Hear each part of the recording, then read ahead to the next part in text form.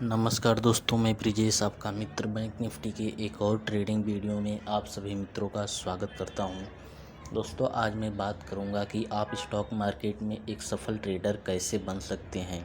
दोस्तों, एक प्रोसेस होता है किसी भी फील्ड में। अगर हम सरकारी नौकरी करना चाहते हैं या किसी भी बिजनेस में सफल होना चाहते हैं तो उसमें टाइम लगता है, 2 से 3 साल 4 साल उसके हिसाब से। तो इसमें भी, ट्रेडिंग में भी एक प्रोसेस है दोस्तों। आपको अगर बिगनर हैं तो आप अगर सीखना चाहते हैं, सच में आप सफल होना चाहते हैं तो 1 से 1.5 साल आप मान के चलिए। और अच्छे प्रोसेस के साथ, सही प्रोसेस के साथ अगर फॉलो करते हैं, कंटिन्यू प्रैक्टिस करते हैं तो आप सफल ट्रेडर ज़रूर बनेंगे। कंसिस्टेंसी के साथ डेली मेहनत करना है। जो आपको मैं 5 पॉइंट बताऊंगा, 5 जो मैं आपको बताने वाला हूं उनको आप ध्यान से सुनिए दोस्तों। पहला तो है रिस्क मैनेजमेंट, बहुत ज़रूरी है दोस्तों।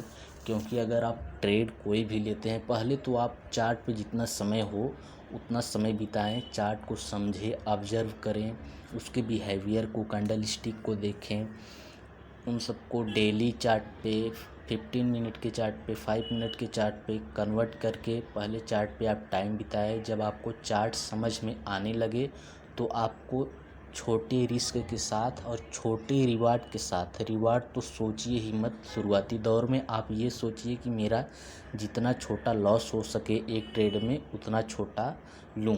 अगर आपको सीखना है तो लॉस लेना पड़ेगा, और लॉस लेना ही पड़ेगा तो आप छोटा लॉस ले दोस्तों।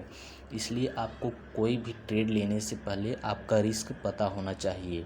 पहला हो गया रिस्क मैनेजमेंट, जो कि हर ट्रेड में हर दिन आपको करना ही है। दूसरा है मनी मैनेजमेंट दोस्तों। अगर आपके पास 1 लाख की कैपिटल हो तो आपको उसमें 10 पार्ट को उसको डिवाइड कर लेना है, यानी कि 10-10 हज़ार करके 10 पार्ट में डिवाइड कर लेना है, और एक पार्ट को यानी कि 10,000 को ही ट्रेड करना है।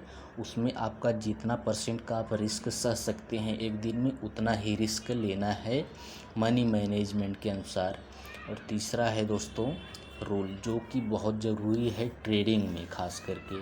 अगर आप अपने रूल को यहाँ पे फॉलो नहीं करते हैं, अपने रूल पे काम नहीं करते हैं, रूल्स के अगेंस्ट ट्रेड लेते हैं, इमोशंस में बह के ट्रेड लेते हैं, बहुत घातक होगा दोस्तों। अगर आप शुरुआती दौर में प्रॉफिट को देख रहे हैं तो आप यहाँ पे बहुत बड़ी गलती कर रहे हैं मेरे हिसाब से दोस्तों। प्रॉफिट को आपको देखना ही नहीं है।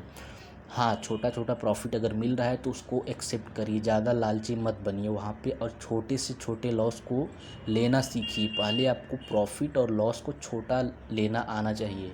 शुरुआती दौर में हम प्रॉफिट तो लेते ही नहीं हैं, प्रॉफिट को सिर्फ देखते हैं और लॉस को बड़ा होने देते हैं। तो इसको भी आपको रूल को अपने ट्रेडिंग में शामिल करना है, रूल्स। उसके बाद आता है डिसिप्लिन, जो कि आपको स्ट्रिक्टली फॉलो करना है। सेल्फ डिसिप्लिन दोस्तों बहुत ज़रूरी होता है ट्रेडिंग में। आपको सबसे ज़्यादा यही आपको प्रोसेस बनाएगा कि आपके अंदर डिसिप्लिन कितना है, अपने आप पे कंट्रोल कितना है दोस्तों।